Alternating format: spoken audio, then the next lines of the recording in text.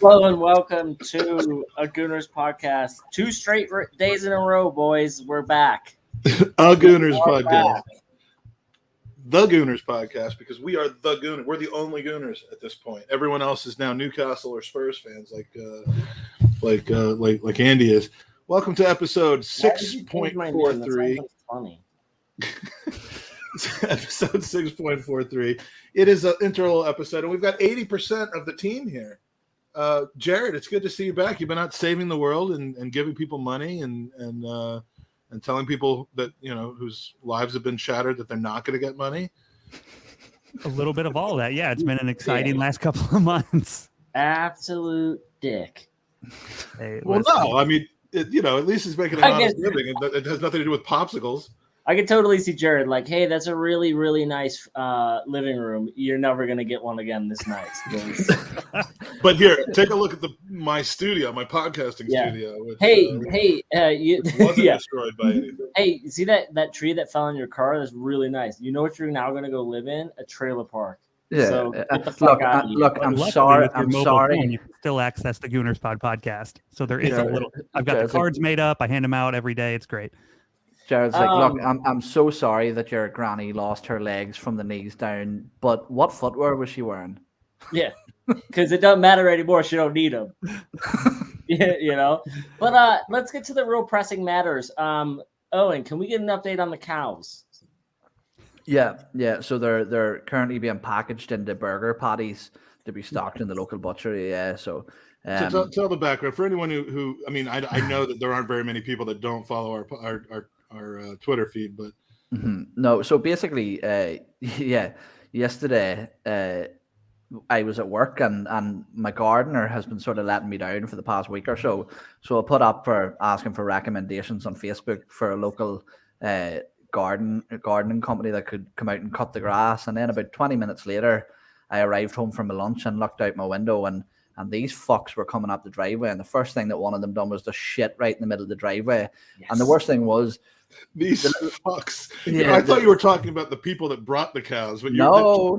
So the cows have Craigslist or Twitter or whatever, and just they saw your text and decided to come up themselves.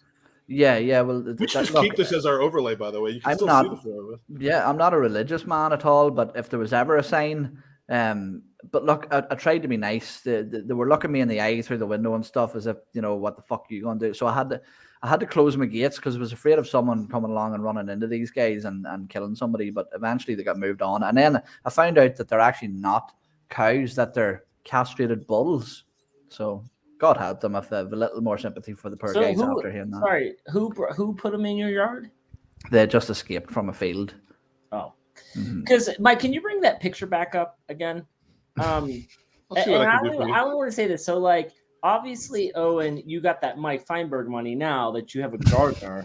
But I want to know, is your gardener blind? Because grass, like, that's fucked. Like, if that's what your gardener was doing before. No, it's in the market for a new one. No, that's what Owen was doing before. Now that he has the podcast money, he's stepping up to getting a gardener. But this is the before picture.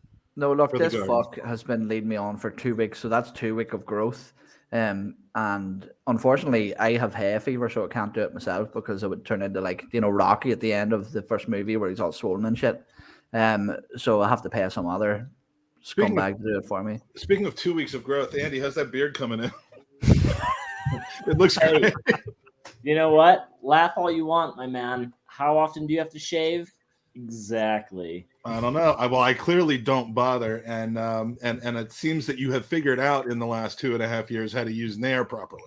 Well, since we certainly didn't know what to do in 2019, so I'm just glad you stopped the comb over on the top. I took measures. All right, I took measures. Brief, and I saw somebody mention it in the chat. Brief moment because this is going to be kind of some ridiculous banter today. But before we get into that. I do just want to say a heartfelt, message and sorrow for the passing of Gooner Eagle Eye, Chris, aka Chig. We joked around a lot with Chig about Chig.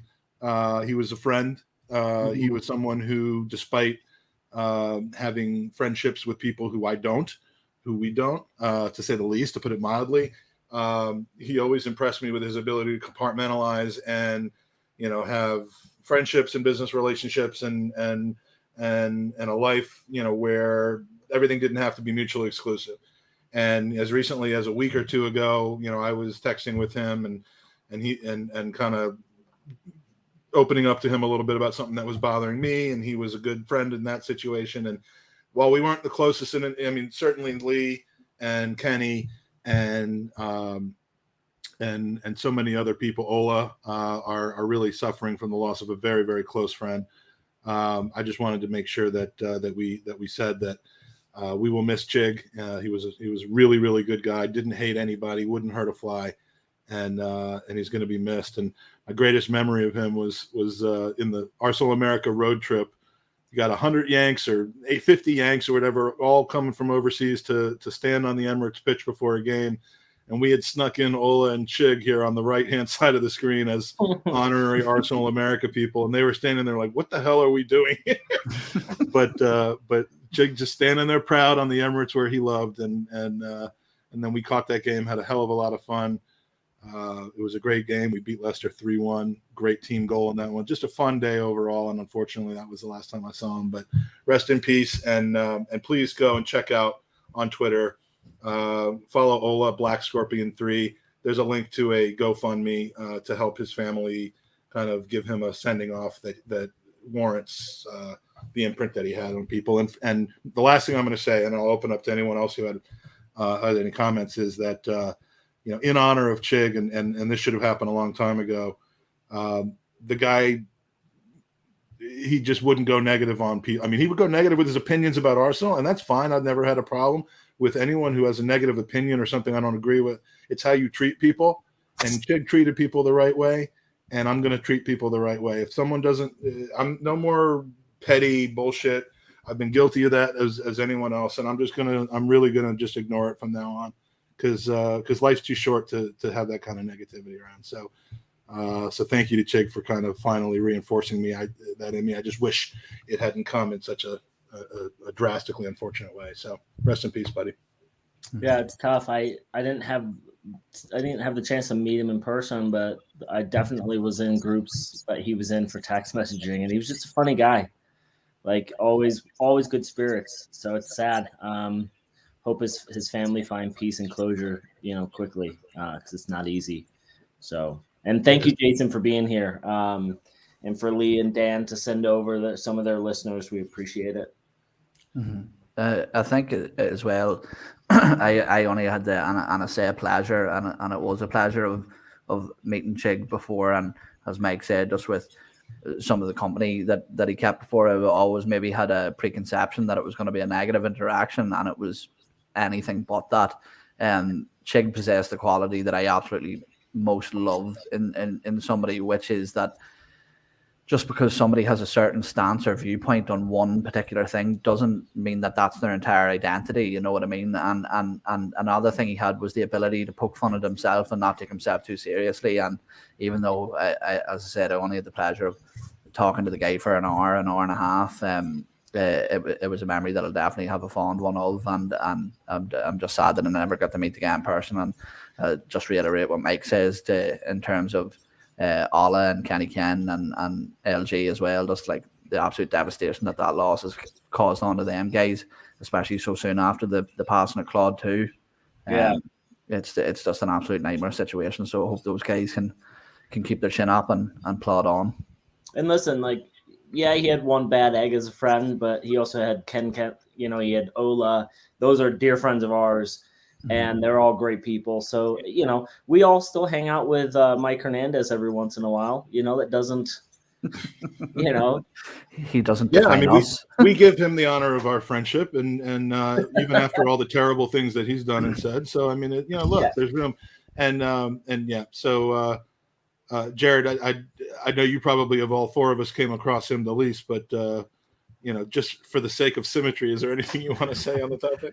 Yeah, no, you're right. I think of the four of us, I definitely knew him the least. I'd never had any real interaction or a chance to talk to him, but I had watched some podcasts that he's on a number of times, and just, overall, I think had a kind of a different viewpoint of the club than a lot of us, but that's needed. That's what makes for good fun conversations, is having people that look at things a different way. So I know he was kind of a big piece of the Arsenal online community, and it's always sad to see someone go, but especially someone as young as he is, just in general. Take all of our opinions about football or anything else out of it. It's kind of heartbreaking to see someone of his age kind of go so soon. So, like you guys kind of already said, your heart goes out to him and his family and all of his close friends, because it's got to be a exceptionally difficult time right now. And he was cropped out of the video I'm about to show, but he was on air with us. The last time he was on air with us, gave us one of the greatest moments in 300 plus episodes of this podcast, which has been put to music.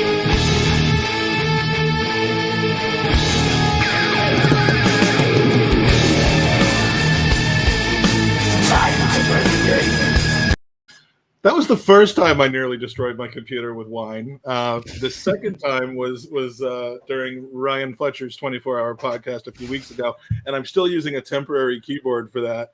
The third time will be in about 20 minutes, because I am once again mixing the two together. Peter on pole, F1 specialist. I'm seeing some names in here that we that were just in the Lead Judges TV channel.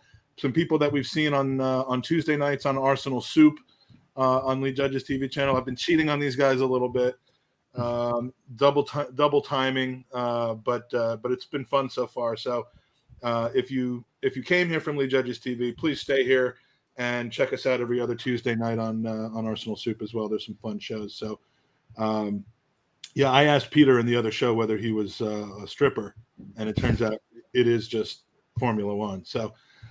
So that's the sad portion of the podcast. I hope not to have another one of those for a while, but so now we've talked about Owen's yard. We've talked about Chig. Let's move on to Jack Wilshere.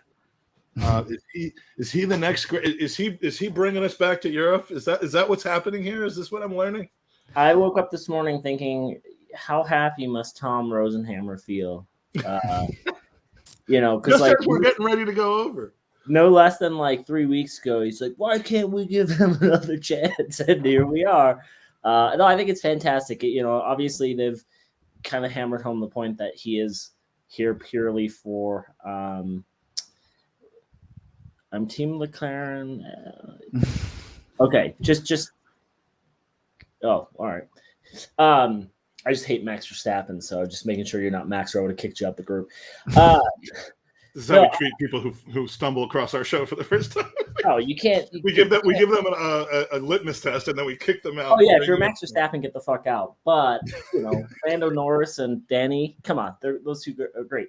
No, I think as far as Jack goes, I think it's great that he's returned, and they've kind of hammered home the point that this is purely for him to get his fitness levels up. Go ahead and start working on his badges and get some youth kind of coaching experience. I can't believe that an MLS team hasn't reached out for dude yet. I mean, especially Inter Miami. He's 29. It's not like he's 34. I know he's got the injury situations, and maybe he's just going to call time on his career. I don't know, but it's just weird to me. Maybe it's family reasons, but the MLS would be a great choice for dude. And he could probably go to a big market team, New York, LA, and play some good football.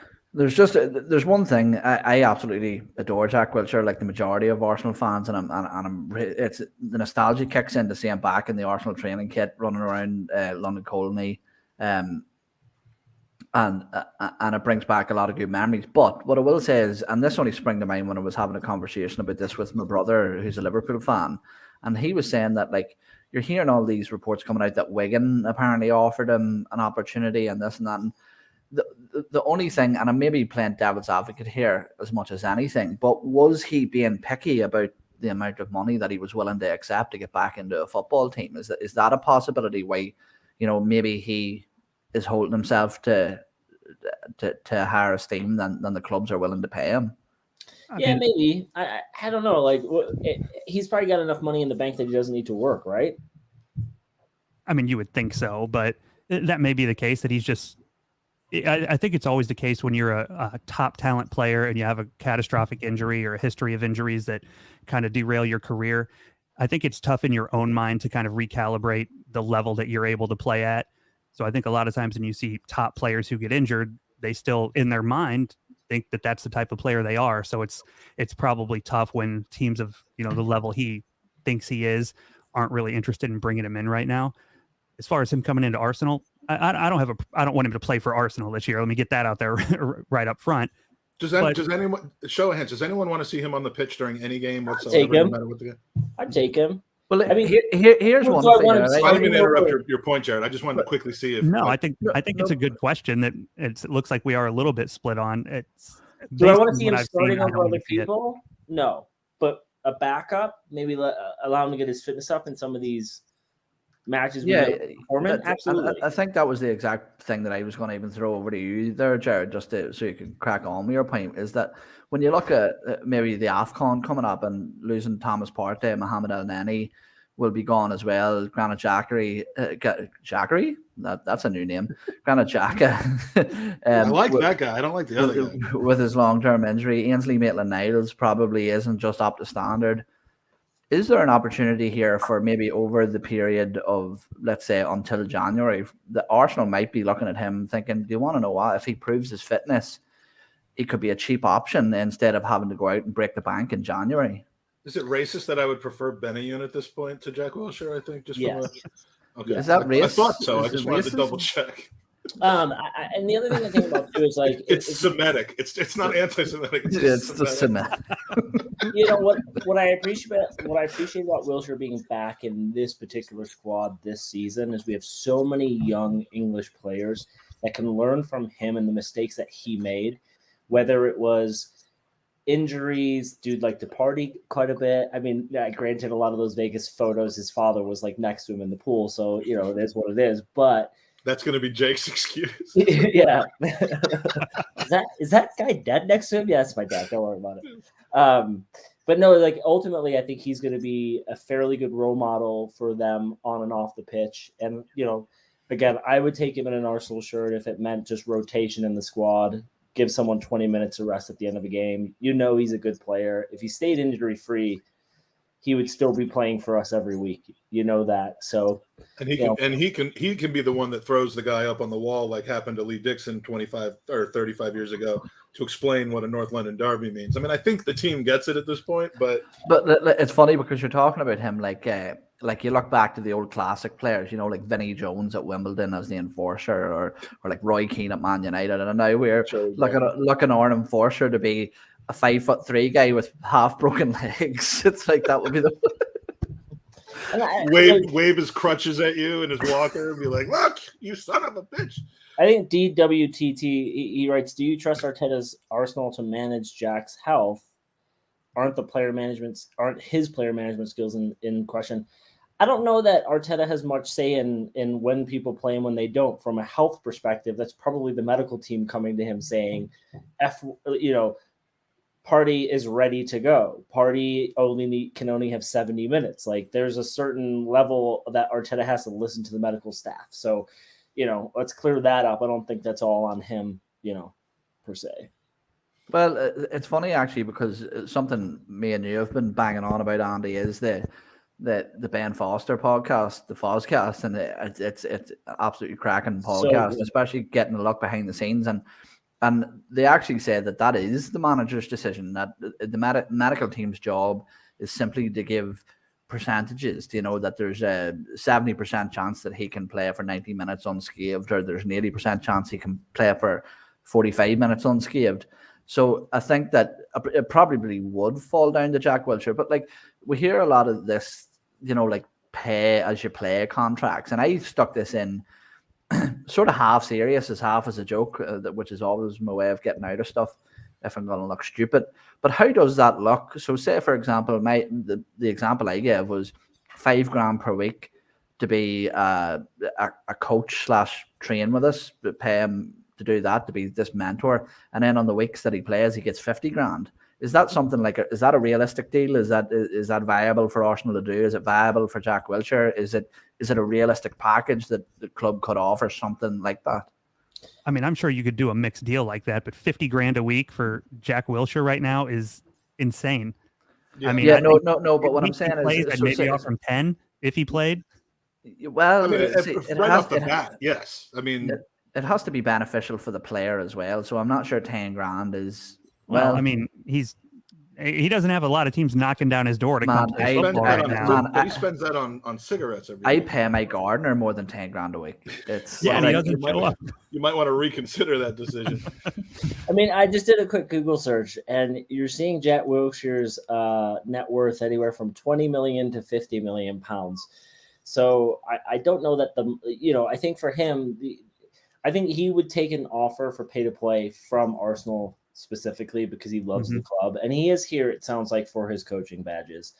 So I don't know that you would necessarily say like, hey, Jack, you're playing this week, you get 50 grand, but hey, you finish 20 minutes, you get 20 grand. You play a whole match, you get 50 grand, and you score a goal, you get this, you assist, you get this. And I think that's probably a more realistic target, but it's just great.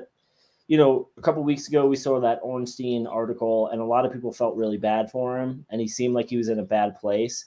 And a lot of people were kicking at Arsenal's door to step up and say, hey, we basically raised this kid, and now he's back. And as much as you may dislike Arteta, I probably feel like he had a huge hand in that, because from the interview today and just their relationship on the pitch, he was probably the one who said, let's see if we can do something. So it's great to see him back. I'm excited for him. It's where, and again, I criticized Arteta a minute ago about I'm not sure whether he's the best manager, but just to contradict my own point, it's like I mentioned when this sort of thing first broke the Ornstein interview first broke, and I was suggesting, that I wouldn't mind Arsenal making a bad decision for the right reasons for once, because we make stupid decisions all the time for the wrong reasons.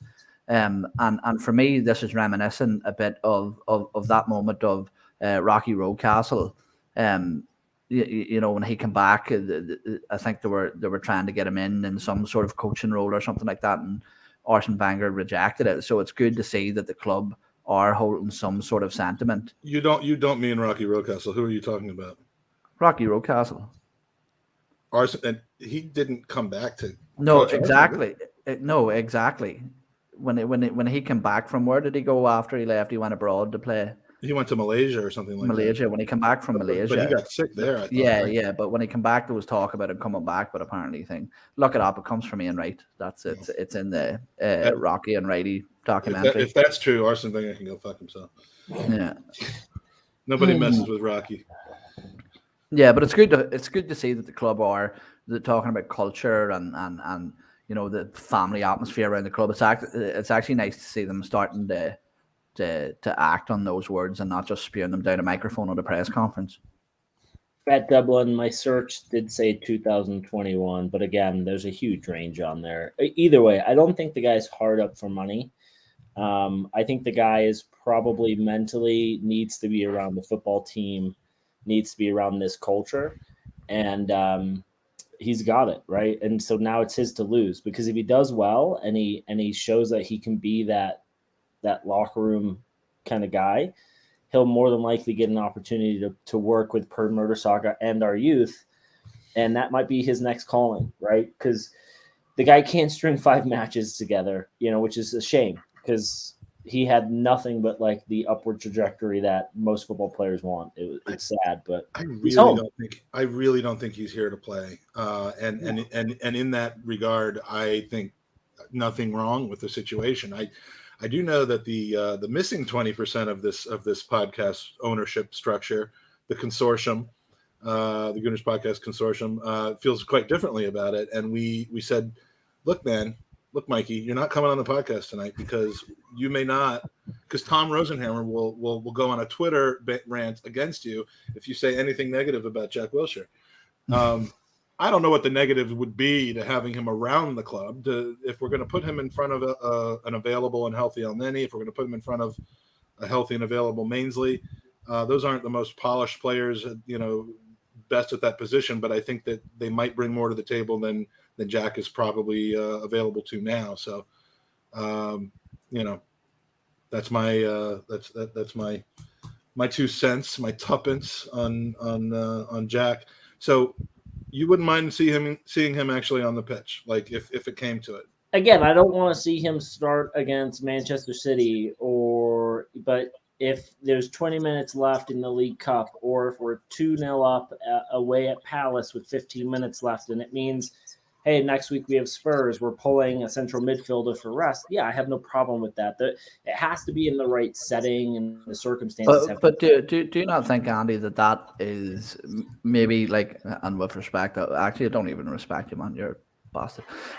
No, but like, do you not think it's a bit presumptuous to say like, oh, only against this side? No. I just with this amount of minutes, like for me, it's if he comes back and he stays fit and he performs well in training. I meant for him to work his way back in. To your point, he came back and fucking crushed it. Never had an injury again, and there's 5 seasons where he turns into a fucking world beater. Then we'd be stupid not to sign that up. But I meant like if in the next like month or two there was a reason to put him in the squad, that would be how I would see it. That's how I would be happy with it. If he comes back and crushes it, well, yeah, it's a no-brainer. He can play against whoever he wants. I just don't see that happening. There is one person, I think, in the Arsenal setup who Jack Wilshere could be an incredible mentor for right now. And we haven't even mentioned him so far. Charlie Patino. I mean, is Charlie Patino not a burgeoning Jack Wilshere from 20 years ago? I think there's one 20 years ago, 10 years ago. I think there's one closer to the threshold, Mike, and I think it's Emile Smith-Rowe is the player that I think could benefit from Martin Odegaard and Emile Smith-Rowe are the two for me that would be, I think that he could work in close proximity with, and because he's sort of he's like a blend between those two players. I think if you know, I think Smith-Rowe's already kind of almost exceeded Wilshere on not on the upside potential that Wilshere had when he was at his height of potential, but from a professionalism standpoint. I'm sorry, no, I'm going to pull this up because Dan Roberts, I love you, but I hate you now. So see, that's where I was going with that. I didn't even see it. I don't know about that, but I think he's got the control. Like Wilshere had potential, but he didn't know how to protect himself. And I think Wilshere's performance against Barcelona was one of the best individual performances I've ever seen from any Arsenal player. You know, Emile Smith-Rowe was amazing against Northampton Town in preseason. It was incredible. I think that's actually really, really funny, Danny. I think comparing two players like that is just absurd. I mean, at the end of the day, we talked about it yesterday. I don't want to beat a dead horse, but it's great to have Jack back. And listen, it doesn't matter, Owen, if he plays 5 matches for us or 50, because if he plays his 51st match, that'll be for Newcastle because they're going to go in and they're just going to buy every player. And it's the league's over now, okay? So we're going to go to Newcastle next. Okay, I was going to do Basuma, but we'll come back to Basuma. It's like, here's what I don't understand, right? And Mike, I know you're going to go on like a 15-minute diatribe, so I just want to say this. Like, I've already done one today. So I know, but I know you're going to repeat it, and so I didn't listen to that first one because I'm like, he's going to do it again. But I just want to say this: like, so many people are coming out being like, this ownership group could buy all of the other Premier League clubs in the world, blah blah blah. It's like if Jeff Bezos came in and bought fucking Portsmouth, they're not all of a sudden making it to the Champions League. Like, just relax. If he did that, though, you'd be going like this right now. Yeah, but there is contributing factors that make people fearful, which is that, number one, the financial fair play restrictions have been a joke at best. And now at the minute, they're eased due to the pandemic. See the way I said pandemic and not COVID, because when you say COVID, it gets you demonetized. So don't say COVID. So you can't say COVID. Can you demonetize a non-monetized video? Yeah. But yeah, the restrictions are eased at the minute, so they can come in now and basically throw a shit ton of money to get themselves up. And once they start maybe getting towards Europe within 3 seasons, is that unrealistic? I think it probably took Man City about 3 to 4 years. City went careful, man. I mean, Robinho was on the pitch with Stephen Ireland and you know, all those guys. They didn't just go nuts all at once. But City also got to kind of circumvent the financial fair play because they kind of came in early and they said, okay, well, we're going to do this sponsorship deal for the next 100 years for the training ground. Well, Newcastle can't do that. So they're not going to have the bankroll that Chelsea had, or excuse me, that City had. And I don't know the intricacies of it, but Chelsea kind of did the same thing. There were a lot of teams who saw the rules of where they were going and went, well, I'm going to kind of bend this in there real quick. Yeah, but I think that's all kind of been suspended right now. So had they done this 4 years ago, I would agree with you. Yeah, now, but not now. I think the handbrakes are off of that. FFP at best is not being enforced. At worst, it just doesn't exist. I mean, that short-term cost control thing is a thing. And I completely agree with you. But I will think, say, see, when you look at Newcastle as well. There's rumours already that I think they're looking to increase the capacity of St James's Park to 100,000, which is absolutely insane. But Jared, jumping over to you, let's go into the morality of this situation. Would you sacrifice allegedly cutting off a child's hand for stealing an apple to get yourself a Premier League title? Is that something you would be into? No, and that's the real issue with Newcastle. It's not, to me, about the money they can spend, because there's teams that can spend a ton of money now. Like Mike said, FFP is not really a thing. There's plenty of ways around it. Teams will find ways around it. It's more about what their ownership coming into the Premier League means and the standards that it sets, or lack of standards that it sets. I mean, at this point, you're talking about Mohammed bin Salman, who's legitimately one of the worst people on earth. Like, earth is a worse place because he exists, who's been responsible for all sorts of human rights atrocities. The way they treat women in their country is obviously horrendous. He was a big part of, kind of the blockade around Yemen that resulted in the starvation of 50,000 plus children. I mean, this is a disgusting human being. So targeted murder of critics like Jamal Khashoggi. Yeah. I mean, the list is a mile long of horrible things this person does. The idea that the Premier League did any sort of investigating and okayed this move is insane. It's obviously just like, well, there's a ton of money coming in. We might as well just take it, regardless of any sort of consideration for the moral component of it, because you've kind of set a standard that you can't go back from. The Premier League has been satisfied that the Public Investment Fund, which is technically the entity that owns Newcastle now, isn't connected to the Saudi government, so it's okay. Allegedly. Oh, then we're all good. But I think that's shameful of the Premier League. That's who I would criticize. But see, this is the thing, Mike. Can the Premier League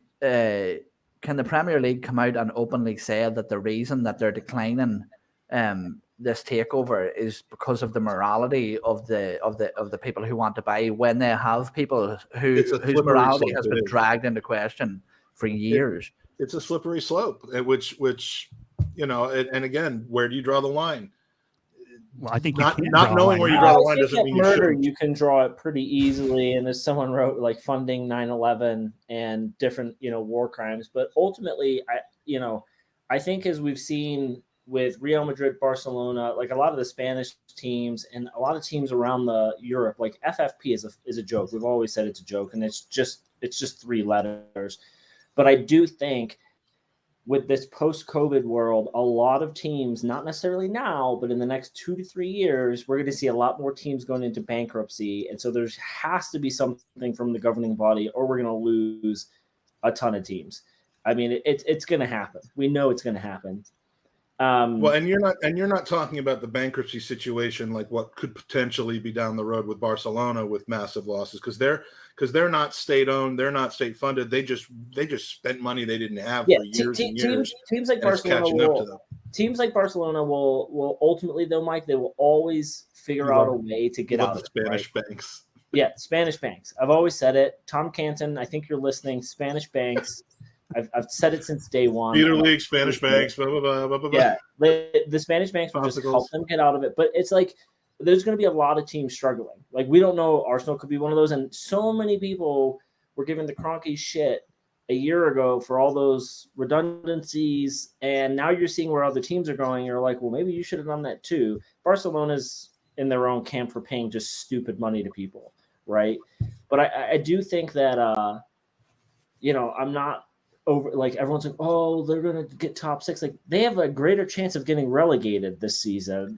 You know what I mean? Like, this season, but after that, though, I mean, they will put together a team that will get into Europe, and more than likely in the next 5 years they win a Premier League. I don't dispute that.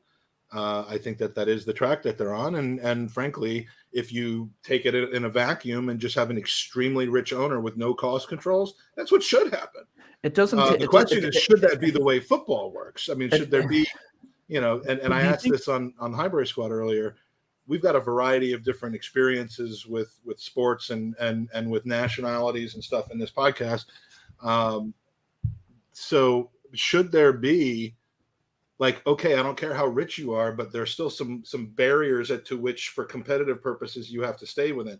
Baseball here in the United States has never had a salary cap, but they did institute something to highly penalize people who spend more money than other clubs.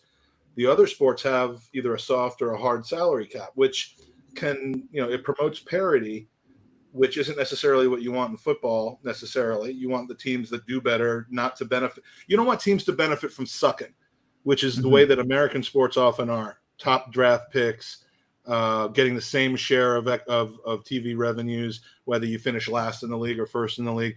So you don't necessarily need to socialize it that much, but some sort of thing that says just because you have 20 times as much money as City and Liverpool and Chelsea do, doesn't mean you can spend 20 times as much as they do. Yeah. I think it's time to start to see something like that. That's why I use Bezos as an example. Isn't he the richest man in the world? Like, he could come in and buy a club. If officially the richest man in the world, I'm sure there's some guy sitting on a lot of oil. The emir of Kuwait, not Kuwait, but he's officially the richest man in the world who hasn't funded a war crime that we know of.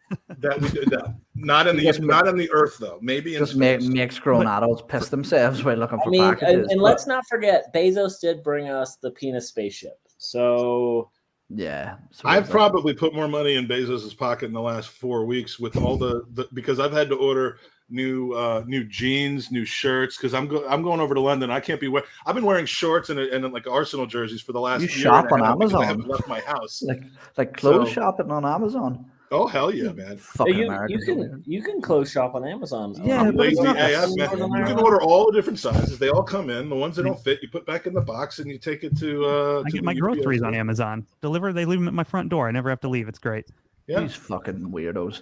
Yes. Now you know why I'm in such great shape. Since we're talking about purchases on Amazon, yesterday I ordered fish tank filters and they arrived today. Was that during the podcast yesterday?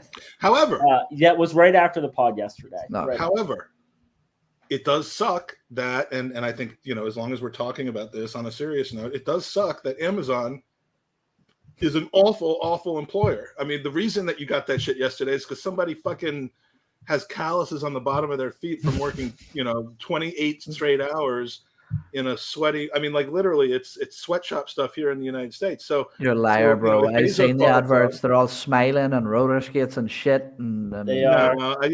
That's not how it works at Amazon. So it is a slippery slope because I love to order stuff from Amazon and I do turn a blind eye. So while we're on this slippery slope, half of our team is owned by the guy who has sweatshops in China that fund the Walmart fucking franchises because.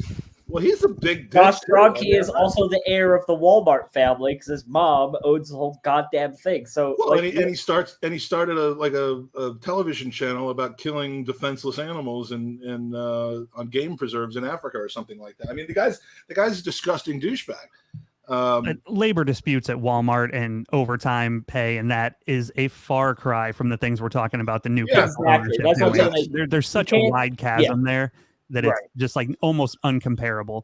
Yeah, it is. But the pushback often is, and we saw this pushback actually a lot in the chat on Highbury Squad, is that you act like one thing's okay and the other isn't, and the reason I keep using the slippery slope thing is because it isn't it's not a binary black and white situation. If it was, you would have this vetting process that made it almost impossible to the process to owning a football club would almost be like it used to be when you ran for office and they had to make sure you would never smoke pot and you would never inhale and you would never do this or never done that. And there's got to be a place to draw the line. And because it is subjective, it really it's a quandary. But MBS is an entity of himself and the things that he's done. And, I don't know if Putin literally purchased, or a company that Putin was the chairman for, or Kim Jong-il was the chairman of a state-owned company and they purchased a team, or the Taliban or Boko Haram, as I tweeted earlier, if they purchased a team and poured a bunch of money into it, at what point are the supporters going to be like, this winning feels kind of dirty? Like, yeah. where does here's and even to bring it back. You could say about the same about Abramovich. Like how much he's not even allowed in England, or I don't think he's allowed back in Russia. So it's just like, so where, he just flies around on a plane all the time. He's just on his $1 billion. He's over here. He's over here. He's loading up those cows at Owen's yard. Yeah, he's my gardener. What was I going to say? But even to bring it back onto football, do you think that, and this is something I stuck into, I forget which WhatsApp group I was saying this, do you think this could potentially impact KSE's stance on the ownership of Arsenal Football Club? Because I know what Andy's saying about like certain teams and money, it doesn't mean that they're going to, but with like Mike, I sent you on Twitter a picture, if you can pull it up on the stream. What am I, your producer now? Yes, exactly, bitch. But it's like a 10-step process. But yes. Yeah, thank you. But does this solidify a new top four with that financial power? You know, when you look at like Man United with their global reach and the amount of revenue they take in, with Man City's financial backing, with Abramovich's backing of Chelsea, there's really no other teams now that can compete with those four, including Newcastle now. It's crazy that United are kind of doing it the right way, though. Like it's annoying, but like that's always been the thing of when you look at clubs like Arsenal or Liverpool or United. As much as I hate United, when you see them win, it's through genuine means. It isn't, you know, like when I see City or Chelsea win a title, it just looks cheap to me. There you go. There's the diagram. So it says, so apparently this is how rich Newcastle will be if they take over. And it's just a pie chart. They need to replace Steve Bruce with Antonio Conte, I think. But see, this is what I mean, Andy. And this would be my counter to what you were saying about this. It takes time. What coach in world football now isn't going to want that job with the financial purse strings loosened of financial fair play, and now with the financial backing of those owners? So now you're going to get a coach in with a lot of money to spend. All it takes is one or two big name players to start to draw attention, and other high profile players will want to make that move. You know, I think within a season or 2 seasons, you could see them transform from minimum a relegation candidate up until a top 6 team at least within 2 years. Yeah, I don't disagree with you, but I think the way that they're going to do it, because they have to be careful, right? They're not going to be out and go, all right, well, Real Madrid last year offered 160 for Mbappe. We're going to come in for 300. He's free. He's free at the end of the season. You know what I mean? They're not going to double. They're not going to double that offer, right? I could see them coming in and buying 6 or 7 Jesse Lingard type players that make them better immediately and keep them in the hunt for Europe first 2 seasons, and then they go for it. But to your point, I do think this probably turns the head of a lot of Premier League owners who say, well, hold on a second. If Newcastle just got purchased for this much, how much could I make for mine? Outside of Chelsea, City, and United, every other owner is probably going to turn their heads, and there will more than likely be some other Middle Eastern ownership groups who want to come in to be part of the party because they all like to compete with one another. So it's going to be the Premier League is essentially going to be a dick measuring contest between oil tycoons. Basically. And now here's a question, because I honestly I don't know, and this is going to sound super naive and maybe a tad racist, but is this a different the part where you actually say maybe I shouldn't say this?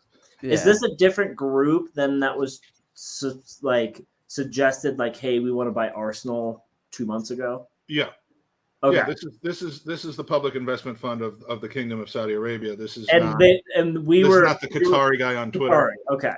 So ultimately, like, yeah, this is going to be a big pissing match from all the oil countries that are like, my Premier League team's better than yours. And it's going to be a portfolio game. It's going to be, I have PSG, I have Arsenal, I own this, I own that. And that's what it's going to be. It's going to be a portfolio. Well, and whether it's countries that happen to be in the Middle East, or whether it was happening from the Far East, or what we've already seen on a smaller scale within the United States, I just think it's bad for football.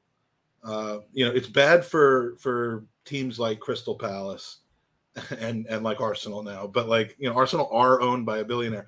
And this is Fergus's question is interesting because, Blackburn by Venky's, Blackpool by the Oyston, and QPR by the F1 guy. I'm sure Pole guy. What is it? Eccleston. They all have rich owners. So what's the difference in this situation? Because, QPR clearly has has the ownership money and muscle to. I have the answer to that, Mike.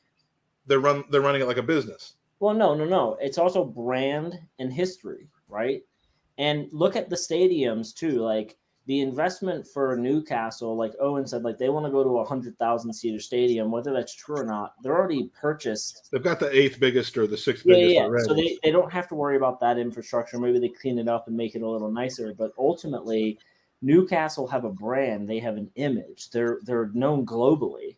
I mean, the red and the black and white stripes are known throughout world football. It was an amazing purchase. £300 million. Yeah, exactly. That's like less than what Saka is worth. So when you say if you're a billionaire owner and you come in and you buy Blackpool, most players aren't going to even know who that is. If you go to Kylian Mbappe and you say Newcastle, he knows who they are. He doesn't need a history lesson. He probably knows that Alan Shearer played for him. Like a lot of these bigger players are going to know exactly who that team is. Do they know all the intricacies? Probably not, but they know who they are, right? Whether it's from FIFA or whatever it is. So I think it's. I don't know. I think you could say that if Ecclestone and his co-investors, who are also pretty rich, if I remember correctly, wanted to make QPR a former first division team. Not one of the crown jewels of UK football, but certainly not a little person either. Located in London, in White City, as a matter of fact, which is a tad racist, as you said earlier. But they could have done that, yet they just decided not to. Kroenke could have done that, yet he's decided not to. So do you not think, like, and referring back to that graph, lads, that I know what you're talking about rich owners, but when you talk about, like, look at Man City there in comparison to the rest of the teams in the Premier League, even Chelsea, how big of a deal was made out of how financially well off those investors were from Man City. And now look at the 23 billion is the net worth, I think, of the owners of Man City. This is 300 billion. Yeah, you're talking about the difference. You're talking about the difference between fighting a Chihuahua and a Rottweiler. There's rich owners who don't care about making money, and then there's rich owners who still want to make money. Ecclestone probably wants to make money, so he's having the payables match the receivables. And sure, he'd probably love to be back into the Premier League again, but he's not going to sacrifice £100 million a year to try to make that happen.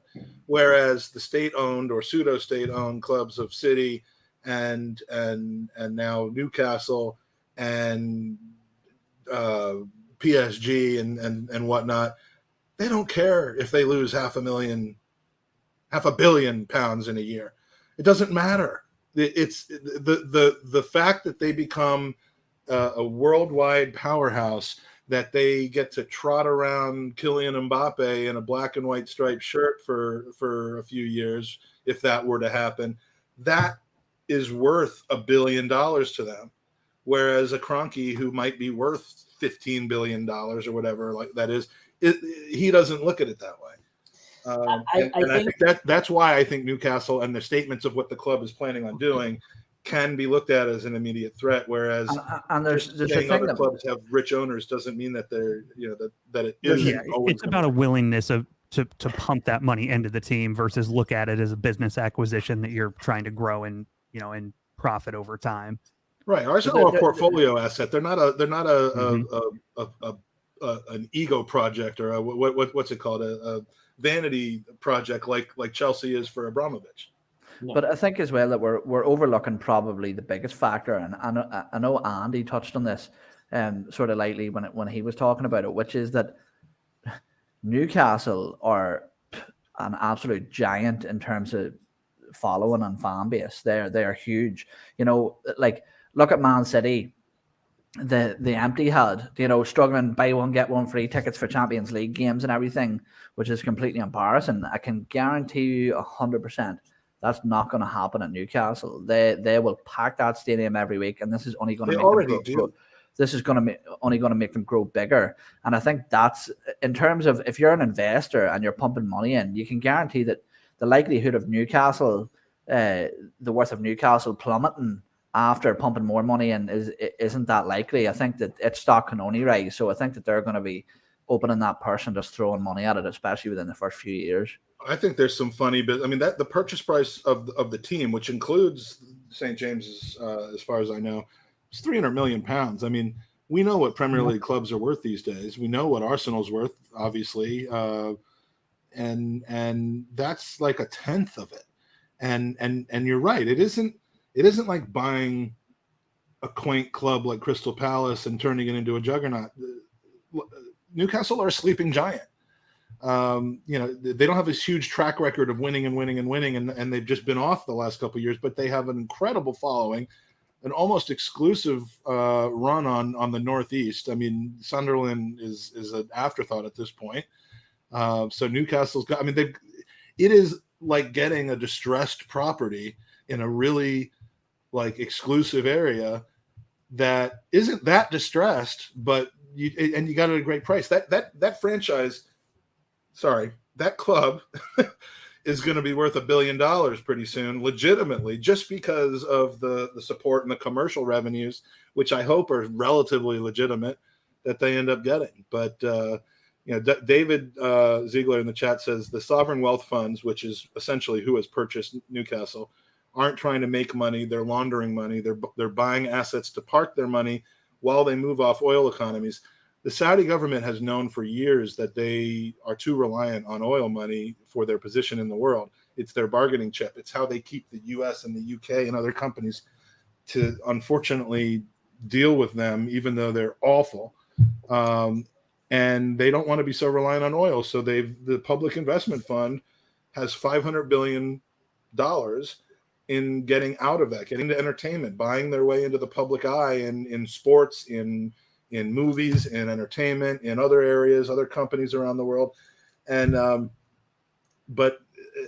whether they're laundering money or whether they're just, trying to improve their image, you can't do that without starting at home. And they haven't changed a damn thing that I'm aware of at home as far as human rights violations, targeted killing of critics, and funding terrorism.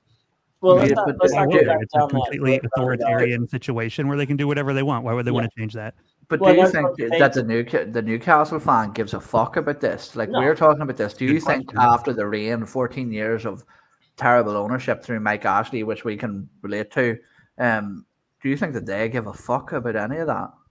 I also think that, ultimately, going back to the FFP conversation before, whatever they want to do, they'll just buy off who they need to make sure that like City, they should have been kicked out of the Champions League, but a few paychecks go, a few bank transfers offshore, it all changes. Mike, I hate to do this flex, but I would love to get Thomas on our pod to have a conversation about this. I don't know that he would, but a lot of people know I know the guy who owns Charlton. He is a friend of mine. We were texting about this morning.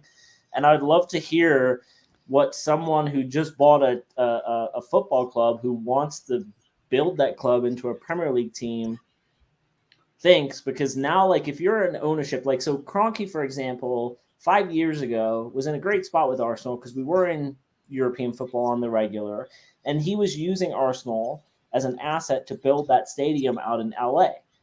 Now that that's built, his worth has almost doubled because of it. I don't know that Arsenal is high on his list anymore. It might be higher on Josh's, right? But I do think, and I'm going to stand by this, we are now going to be in a game of these states, these Asian countries coming in, Middle Eastern countries coming in and buying up clubs for portfolio reasons, whether it's the loaner money or not. And eventually, everyone scoffed at the Super League. Well, we now have it in the Premier League. Well, no, but you're now going to have it amongst 6 teams. It's literally going to be, there isn't the whole you can't be relegated thing, but you're not going to get relegated if you're one of those 6 teams. Right. So, and everyone kept saying, like, a couple people texted me today and they joked and they're like, well, Arsenal's never going to make Europe again. It's like, if I look at the Premier League, if I think one team should be the angriest over this, it's Liverpool, because City, Chelsea are always going to be bankrolled. United are going to be bankrolled purely off of their name. But Liverpool, that group is not going to invest the billions that the other 3 will, and they're the one that's going to be leapfrogged. Well, Liverpool and Arsenal are in the same position. It's just that Liverpool's always done what we've done wrong. But we're both susceptible to just not competing with doping, financial doping. I mean, let's just call it what it is. It's not. I'm not claiming it's illegal, because the rules have adapted to what they need to do. And they've paid people off to make sure that that's the case. But that is Fergus on the pod again soon. He hasn't been on for a while. Well, he's been on more than you in the last month. I've been on like 6 times I was on yesterday. I've been on like every pod this season. Except we should put you on a pay-per-appearance model like Jack Wilshere was. No, I just got my big contract up front, and now I'm on the Ozil. I did all my legwork on the front end, and now I've got a back injury. How much do I have to pay you to leave and go to another pod? No, actually, Mike pays me to not be on the pod. So how does this then, in turn, affect Arsenal? Does that completely impact our immediate future? Do you think? We haven't been in the running for Europe for 4 or 5 seasons now. I mean, come on, But you're saying you stop trying. You're saying Europe, Andy, as in the Champions League. Even the Europa League spots are now going to be highly contested for. Well, you don't know that Newcastle's going to take off. I mean, Arsenal over the last 10 years has spent an exorbitant amount of money on transfers, and we haven't gotten really much better. Everton too. I mean, it doesn't guarantee you a place up there. I mean, they're certainly going to have a better chance at it because they're going to have more money to throw in. But there's a slightly different level because they're going to be able to make multiple 80 to 100 million pound purchases, whereas Everton and Arsenal have spent a lot of 40 millions. And Newcastle, what Newcastle are going to do too is they will set a standard of discipline unlike any others in the Premier League, where Steve Bruce is going to get publicly decapitated in the middle of the football pitch, and then it will happen to every other manager that fails. So there'll be a high standard. No, but as far as what Mike said, the $80, $90 million players, do you think those guys will want to go to Newcastle? I think for the wages they will be the first one. I mean, the agents obviously will try and push it, but as a player, do you think they're going to want to be the first to make that jump? The big things that could save this as well is that our player sponsors like Nike or Umbro or whoever. Umbro, what is it? Fucking 2001. But are these sponsors? New Balance. Are these sponsors going to pull sponsorship from individual players if they associate with this group? Is that something that you could see happening? Or well, that would be a bit hypocritical because most of those companies are as evil at their core as some of these state ownership groups. But Nike, never. I think push to have the United States buy Arsenal. Since nation states can own teams, maybe the U.S. should just buy Arsenal. Yeah, if we have to have an American owner, just make it the United States, and we'll dump it. You boys are the most corrupt. Yeah, I think that players will be, players will want to play in the Premier League. They're going to get paid well to go to Newcastle. It's not a small town, as you said, Owen. The fan base there are rabid. I do think they're going to end up getting some fair players. I do believe Brady's banana, Harry Kane working on his Geordie accent. While it's a funny joke, there has to be one player that starts this domino effect. It was Robinho. Robinho. Robinho started it with Man City, and then Tevez came in, and Dzeko came in, and Aguero,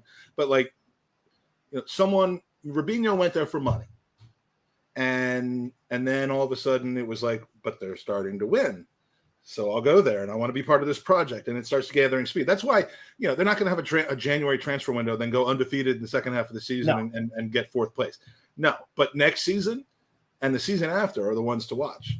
Because there has to be a domino. There will be one or two. Robinho ultimately was the catalyst for City to change. He was also really shitty for City as well, right? So it takes a while. Like, you know, I saw like I don't know where I saw it, but it was really funny how like it said that there was this meme about how Messi and Ronaldo were going to be replaced by Bale, Griezmann, and someone else, and it's like, and they're outliving them. Yeah, so it's just like, you know, Mbappe might be great, but he might not be great in the Premier League, right? I mean, it's really hard to play in this league, so it'll be interesting to see what happens. But all right, well, I think we've squeezed all the lemon juice out of the Newcastle news. No one needs to panic now, but it's just the game is changing, and it just takes a little bit of the fun out of it for me. But by the same token, it's kind of like I've gotten with Manchester City. I don't mind seeing them win anymore because I know that we're not going to, and I'd rather them win in this like neutered way than see Liverpool do it. Like when Liverpool won the title, that killed me because, you know, they hadn't won since 1990. Really? When they hadn't won since 1990, and I did not want that to end. But you would rather a cash injection machine at this point the Premier League title than look, I understand the whole respect. Yeah, from a competitive standpoint, if Arsenal can't win it, I would much rather City win it than Liverpool, Spurs, United, any of those other clubs. You know, look, I was thrilled when Leicester won it, and this narrative that we should have won it that year. We did everything that we could have done to stop Leicester from winning. They just didn't lose any other games other than the two to us. But like, you know, that was great, and I'm jealous of that and all, and it would be great to see another team, specifically us, do that. But it bothers me less when they win than when a team that we have like a true rivalry or a history with wins. And you know, that's why I was kind of rooting for Chelsea. The Champions League thing was different. I didn't want Man City to get that Champions League. I still want them to fall short of that. I'm just as miserable. I'm as miserable as you are, Owen. I root against it more than I root for things, I guess. Who said I'm miserable? You. Every chance that you get. Your Palace shirt's getting a lot of praise in the chat yard. No, look, all I'm saying is you'd be surprised at how quickly it can turn around, especially in the Premier League, where the margins, like, put it like this, the Premier League at the minute isn't like the Premier League was in 2007 or 2008, where it was 4 teams. The depth and the ability to retain high-quality players from the teams lower down, and we've even seen players stay with those sides through relegation. Jack Grealish did it with Aston Villa, for example. And I think now that the quality and depth is outstanding in the Premier League. So it may take less for Newcastle to propel up that Premier League, not to the top, but in contention for those European places a lot faster than we maybe think. Yeah, I am somewhat fascinated by the Man City thing because they did. Do you remember the other player that they bought the same year that they bought Robinho? Remember Joe? Oh, Joe, yeah. J-O. So yeah, their big splash that first year that they had that ownership was Robinho, Joe, Nigel de Jong, Craig Bellamy, and Wayne Bridge. Mm-hmm. The next season, then they add in Tevez, Adebayor, Lescott, Santa Cruz, Colo Torre, and Patrick Vieira, actually. The following season, then they go is when Dzeko, Yaya Torre, Balotelli, David Silva come in. Then they go for Sergio Aguero, Samir Nasri, Savage, Clichy, those guys. And Frank then Lampard. Remember that Frank Lampard. Yeah. Then it's Javi Garcia, Nasacic, Rodwell, Maicon, Sinclair. And by that point, that's when financial fair play starts. And they're already at the level where they were able to pretty much – I mean, Manchester City's never sold a player for that much, but they also never spent not $100 million on a player either. No, because you know what they did, Mike? And they did it from us quite a bit. Not even De Bruyne. They a lot of $50 million players. They purchased a lot of players that were further along in their career, still had enough gas left in the tank, but also had a ton of Premier League experience. And Kevin De Bruyne was one of those. I mean, he was a lot younger, but he had the Premier League experience. And so their model wasn't to come in and, buy these $100 million players, but that also they created the model. They were the father of it, right? Chelsea did it a little bit, but they were the ones who really came in and built these super teams in the Premier League. So I would say Chelsea started it. Chelsea really went and did it, and then Manchester City, for all the criticism, they did it in a much more measured way than Chelsea. Oh did. yeah, it was Chelsea a measured way, throwing money at people. But yeah, it was Whose baby? Who's goddamn? Oh, I think we know now whose baby's in the middle. I'm trying to look this up. Man City's annual defense spending now exceeds that of 52. Let me see. I have to accept these cookies. 52 actual countries. Yeah. That's the thing. They're not afraid to throw 30 to 50 million quid on a defender. Now almost 60, like with Ruben Diaz and all that, 60 plus million on a defender. So, and for all their attacking prowess and how beautiful of a football they play and all their attacking players, they reinforce their defense, and they struck out a lot.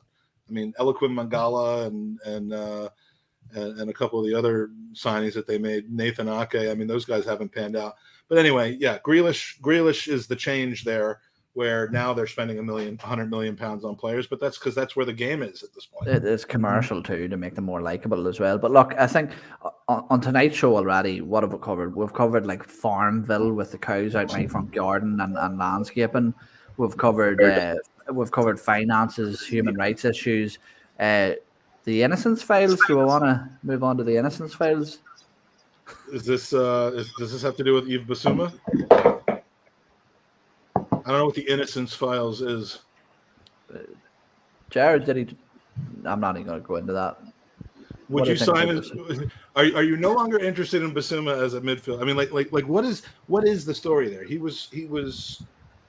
He's arrested for assaulting a woman in a nightclub. Is that basically where it is? I heard alleged sexual assault, but I know no details about it, no confirmation. I don't even know that there's really been confirmation that it is Bissouma. I think it's kind of the assumed. Well, they do know that he shot someone with like an air rifle in the eye. Well, that was years ago, though. Well, but still, he makes him a cunt for the rest of his life. Wait, didn't somebody else just do that? Didn't Edson Odward from Crystal Palace? No, that was Odward that did that. It settled like a $20,000 settlement. Andy's getting his scandals mixed up. This is a tad racist. Yeah, guys, we're canceled. Yeah, should we just end it now? I do think it was Miami John who wrote, "That's just how you get your transfer to City." Do you remember the Vinnie Jones movie in the early 2000s, Mean Machine, with Jason Statham? It's where he was sent to prison. Yeah. Sent to prison. I think the Americans did a version with Adam Sandler called The Longest Yard or something, where he gets convicted, and because then apparently they're making a remake of that with Yves Bissouma and Benjamin Mendy in leading roles.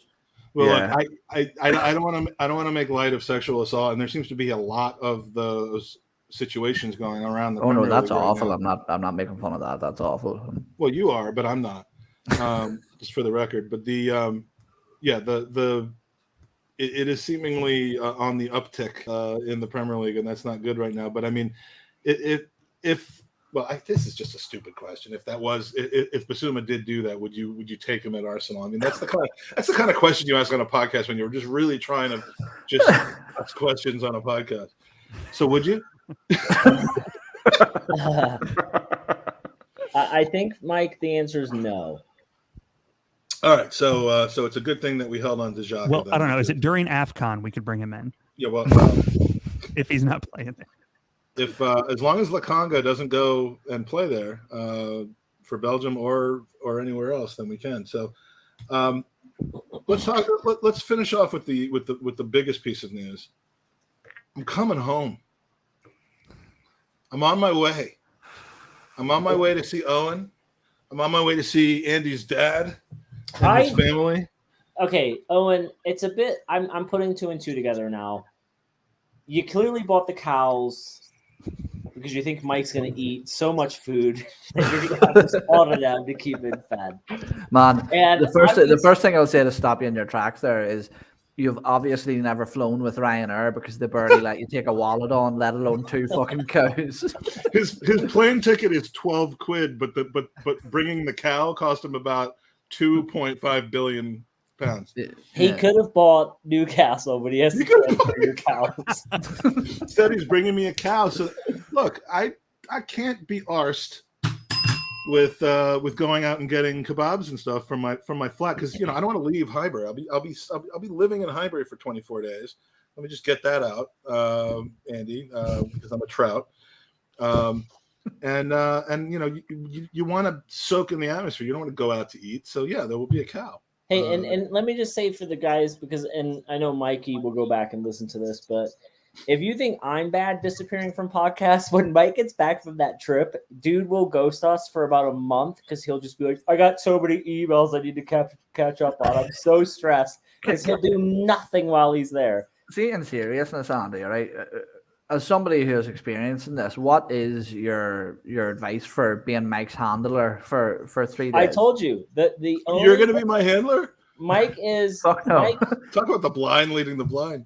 I've had the pleasure of hanging out with Mike a handful of times, and he's always a lot of fun. However, I told you a couple weeks ago, do not be in the flat when he makes breakfast. Go for a walk, take a shower. Just do not be anywhere close to him because he turns into an animal. I usually don't eat breakfast. It's just that you live in a household that doesn't allow alcohol consumption. So I actually woke up early that day and made breakfast, and it's not my fault you have a shit salt and pepper shaker. Do you know a packet of bacon? You get your packets of bacon, right? It says one serving. This is what dude did. This is what dude did. He had a pair of kitchen scissors next to him and the packet of bacon. I gotta get the picture of those eggs. He just could have cut around and opened he cut a little hole and then he just dug out the bacon. Like he was like pulling bacon out of a hole the size of like a pound coin. And he's literally just it's more rewarding when you do it that way. I was like, what? He turns into an animal.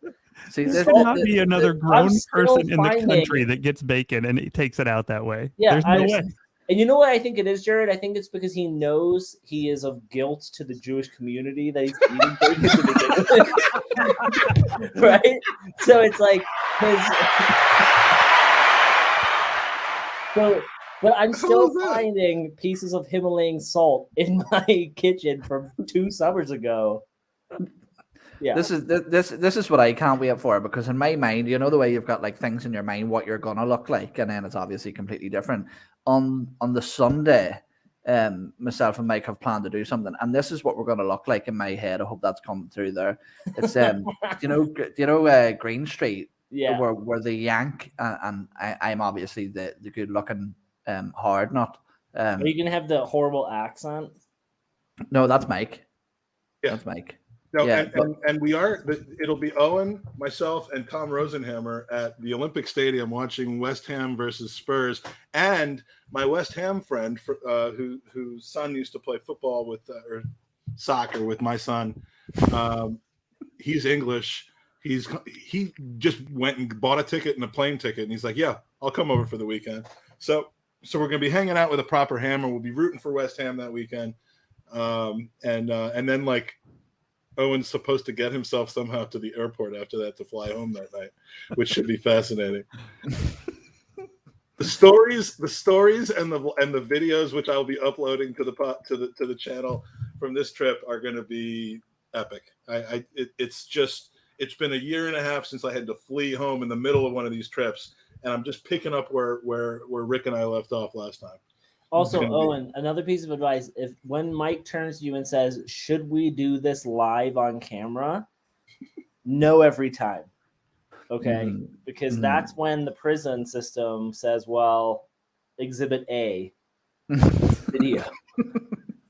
It's fine for me. Track to get. It's fine for me because I'm in my home country and I'll be fine, but he has to deal with a foreign judicial system, so Mike can fend for himself. It's every man for themselves. That's all right. I know Miami, Chicago John, and he'll get me out of any trouble that I get into as a barrister.